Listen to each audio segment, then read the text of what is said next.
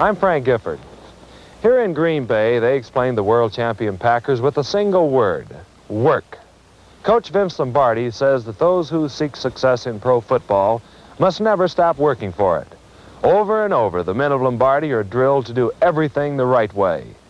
Teams that meet the Packers know that while they may play even with Green Bay for a while, as soon as they make a mistake, there'll be a Packer around to take advantage of it.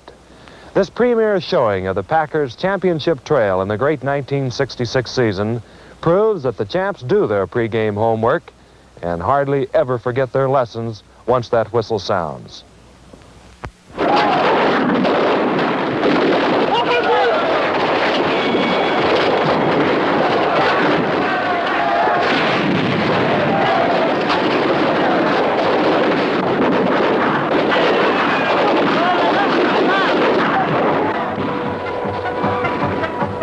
In the turbulent years of the 20s, pro football was born.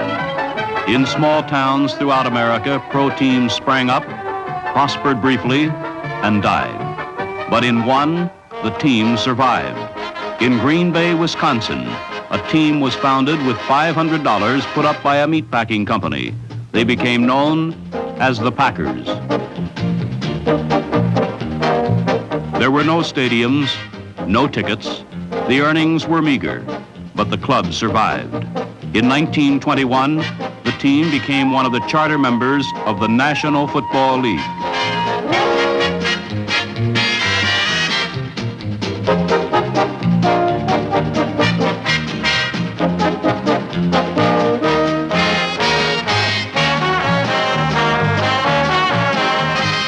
In 1959, Vince Lombardi came to coach the Packers. He taught a Spartan game that required sacrifice, dedication, and self-denial. For many, it was too tough.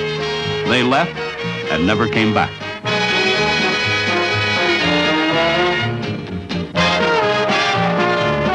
But the proud and the strong remained to become the nucleus of a team which has dominated pro football ever since.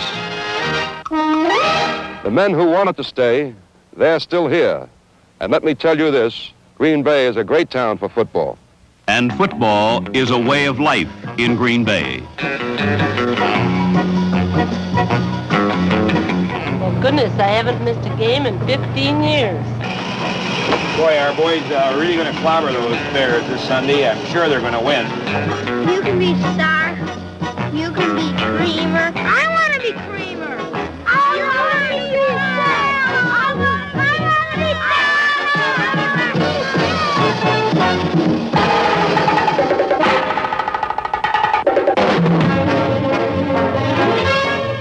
There is never an empty seat in Lambeau Stadium. The only way anyone gets to see a game is by buying a season ticket, and that takes years of waiting. Johnny, numbers, pictures here. Line up today program. Yeah, official program. Line up today, boys. The reason is the Packers themselves. They are the current wonder team of football and the last of the town teams.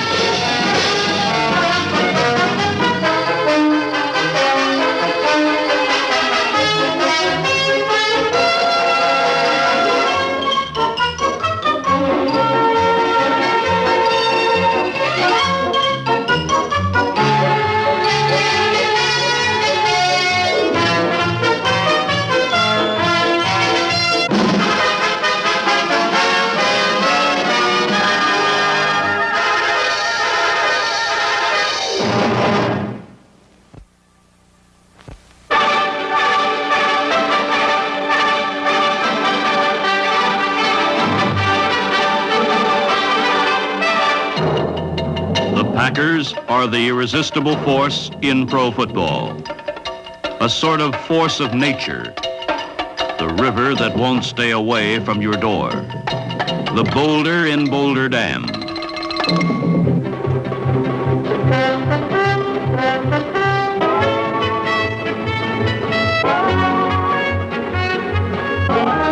They face their opponents with a sword in one hand and a sledgehammer in the other.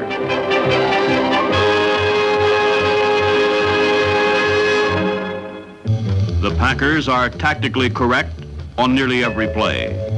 The play mix is delicate and varied.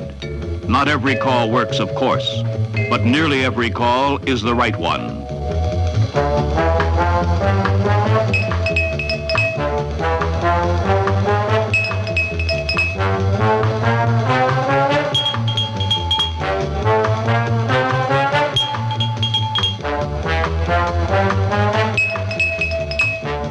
The plays are classic and the formations few. They have an offense that can challenge every part of a defense, but it's not fancy.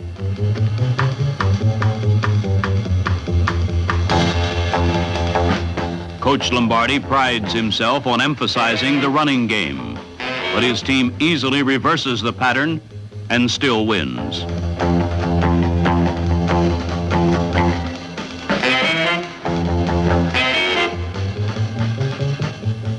Quarterback Bart Starr has often been referred to as a percentage passer, which implies he goes for the shorter, more easily completed passes. And yet last season, 9 of his 14 touchdown passes were on plays beyond 40 yards.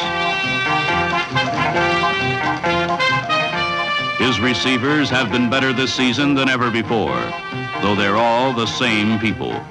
The greatest improvement has come from tight end Marv Fleming, number 81.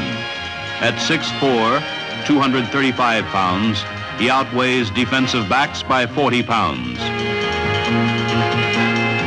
Swift Carroll Dale at split end is the most dangerous long-distance threat.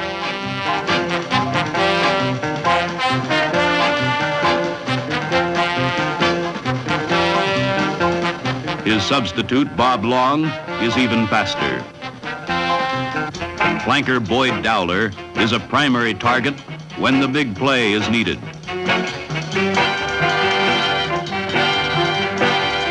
The Packers frequently prefer to use halfback Elijah Pitts on swing passes and circle routes.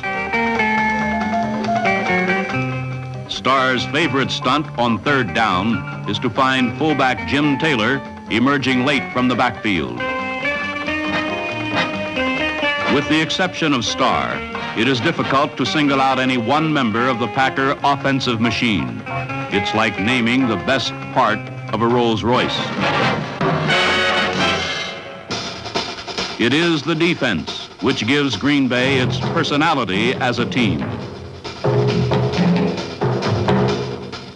In the defensive backfield, there is all kinds of talent, ranging from Willie Wood, the ball-hawking free safety, to Herb Adderley, number 26, who hasn't made a tackle below the jawline in years.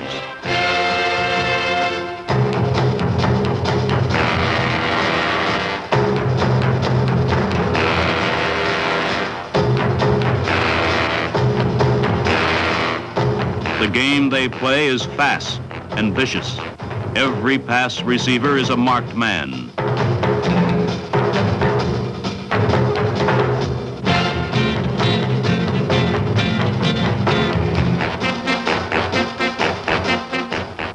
But if there is a player other teams love to hate, it's Ray Nitschke, number 66, Green Bay's all-pro middle linebacker.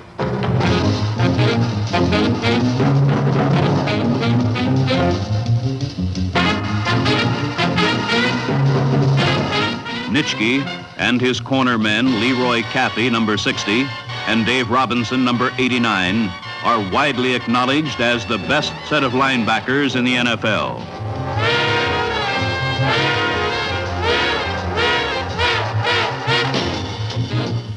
The front four consists of Willie Davis, Henry Jordan, Ron Kostelnik, and Lionel Aldridge.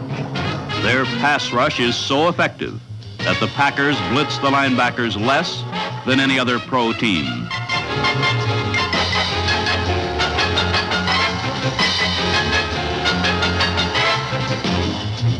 This defense contributed 6 touchdowns by interception.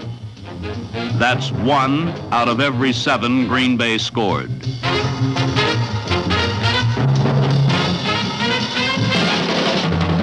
In 1966, the Packers combined their near-perfect defense with a steady offense to claim their 4th world title in the last 8 seasons. They won 14 out of 16 games and came within 4 points of an undefeated season.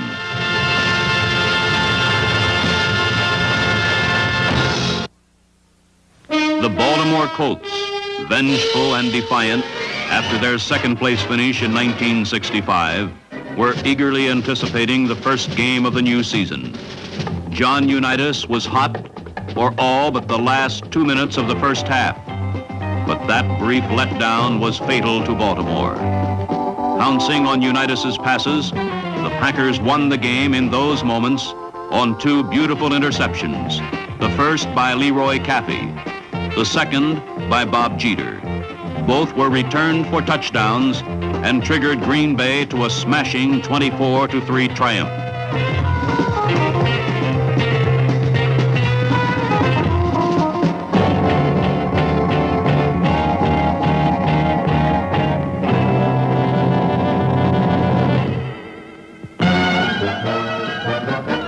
In the season's second contest, the Packers met the Browns. Gary Collins boosted Cleveland to a quick lead. But in the best Lombardi tradition, Green Bay took command in the pinches. 2 decisive fourth down pass plays were the margin of victory. On 4th and 1, on his own 40-yard line, Bart Starr connected with Paul Hornung on a daring call that accounted for the Packers' first score. The second big play came with 2 minutes left in the game. The Packers trailed by 6 points. With it 4th and goal, Starr passed to Jim Taylor.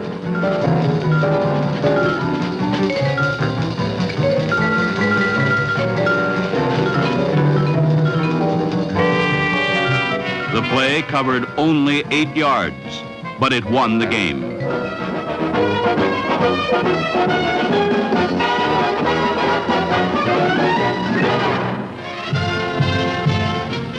In the third game of the season, the Packers figured to have their hands full with a Ram team that was also unbeaten.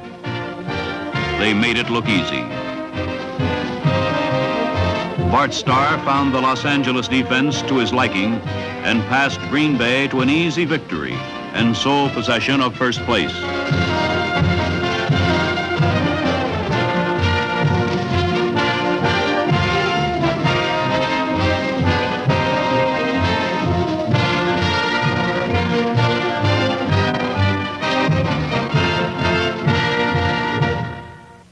By midseason, the Packers had established themselves as solid favorites to retain their championship.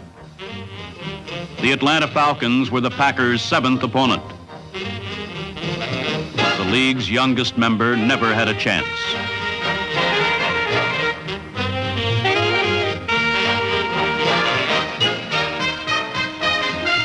Rookie Donnie Anderson, in his first extended appearance, exploded for 2 touchdowns, one on a sparkling 77-yard punt return.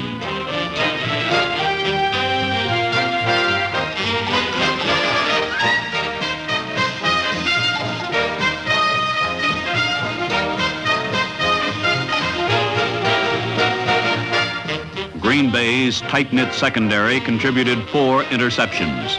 Doug Hart, number 43, and Herb Adderley converted 2 of them into touchdowns.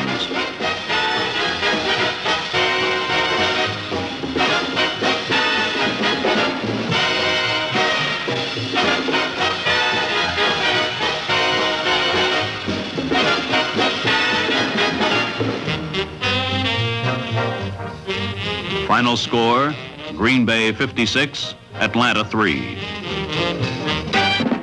The following week, Elijah Pitt scored 3 touchdowns against Detroit in the finest day of his career. He got the first one with a 4-yard run in the second period. And in the gray twilight, he concluded the afternoon scoring with a 3-yard plunge. In between, he dominated the contest.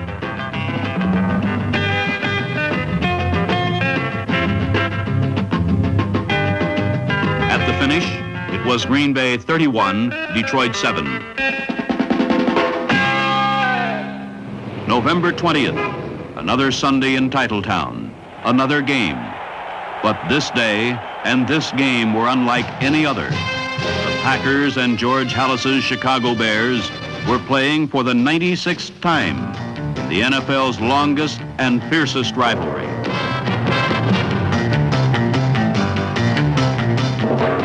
It was a raw, mean, old-fashioned professional football game.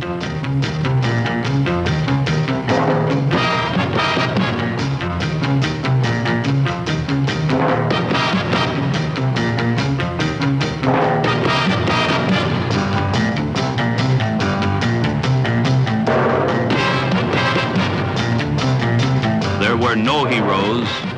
There was no glory. It was trench warfare waged by Bob Skoronski, Forrest Gregg, Jerry Kramer, and Fuzzy Thurston, old pros who understand the high price of victory. It was a battle won by elementary maneuvers. The unsparing Green Bay defense held Gale Sayers to 68 yards rushing in 20 carries. Green Bay's offense, under the intelligent marshaling of Zeke Bratkowski, struck for 2 touchdowns, which were enough for victory.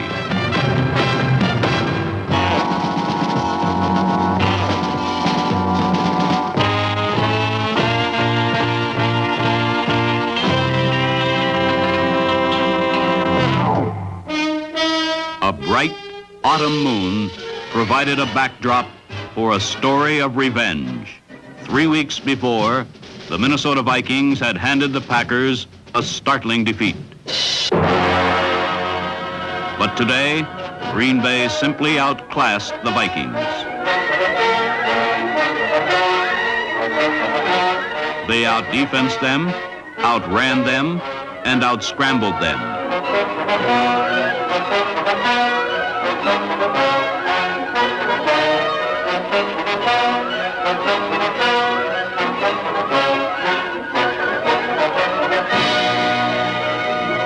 When things slowed down, Bart Starr patiently destroyed the Viking defense with crisp, precise passes.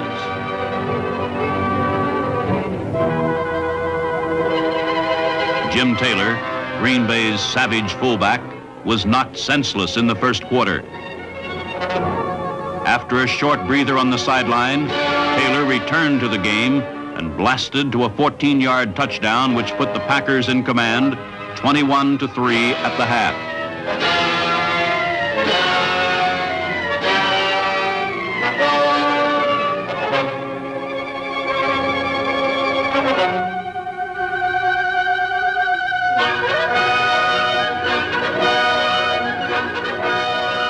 In the second half, this story became entirely the property of defensive end Willie Davis, number 87.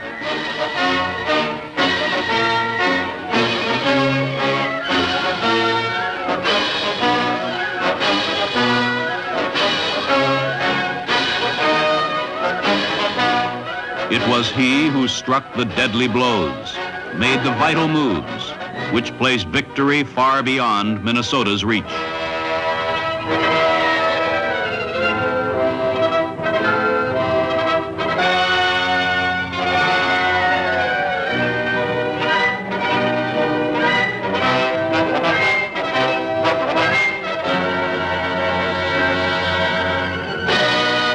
Packers 28, Vikings 16. Victory with vengeance. Coach Lombardi's pregame instructions were to the point. Stop Unitas. Stop him cold. The Western Crown is ours. In a tense, stirring game, the Packers defeated their closest rivals, the Baltimore Colts, for the second time in 1966. Quarterback Zeke Bratkowski presided on an 81-yard touchdown drive that gave the Packers a 4-point lead late in the game.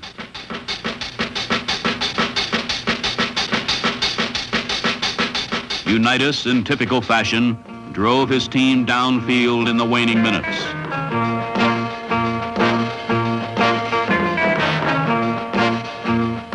However, the Miracle Man had run out of miracles.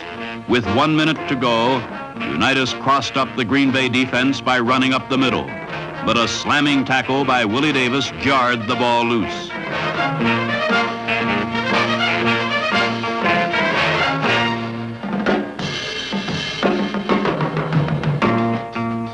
Dave Robinson recovered for the Packers, and the Colts' championship dreams, glimmering anyway, were turned to ashes.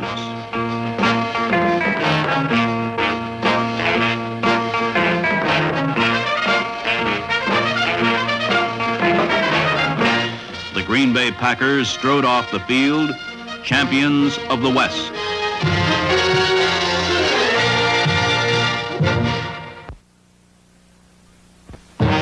On the first Sunday of 1967, the Packers met the Dallas Cowboys in the Cotton Bowl for the NFL championship.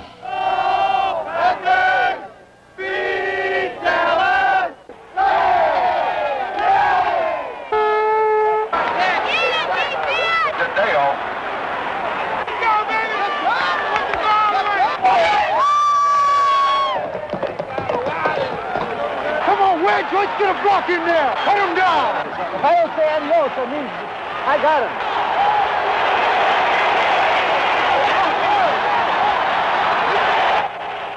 All the pressure and all the frenzy of an entire season was wrapped neatly into a single game. Field goal team, be ready here.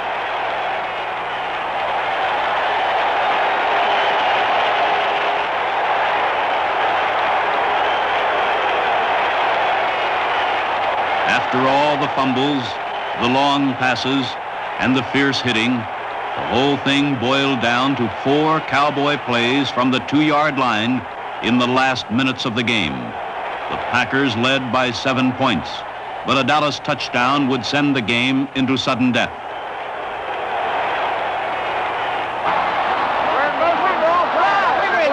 A penalty and a grim Packer defense combined to make it 4th and goal. The entire game focused sharply on this one critical play.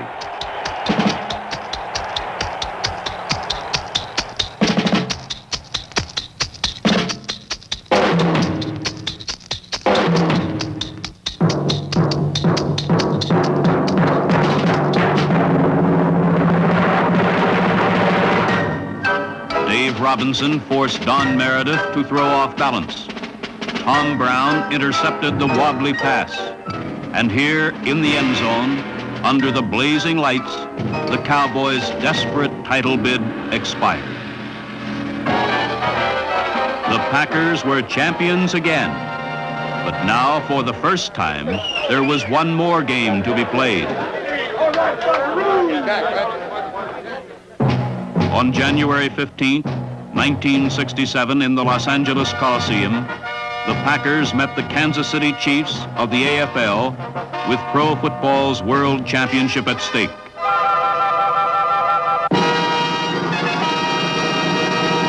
On Green Bay's third play from scrimmage, Boyd Dowler injured his shoulder and was forced to withdraw from the game. Enter Max McGee. Although the oldest player on the field, Max emerged as the game's surprising hero. Ranging freely through Kansas City's porous defense, McGee caught 7 passes, 2 for touchdowns.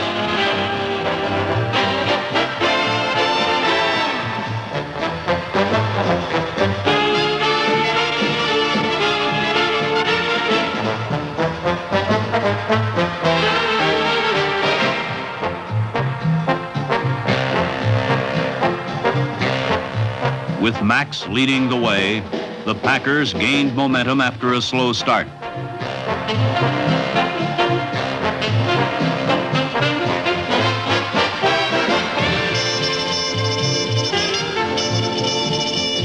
In the second half, the first game between the long feuding leagues became a rout.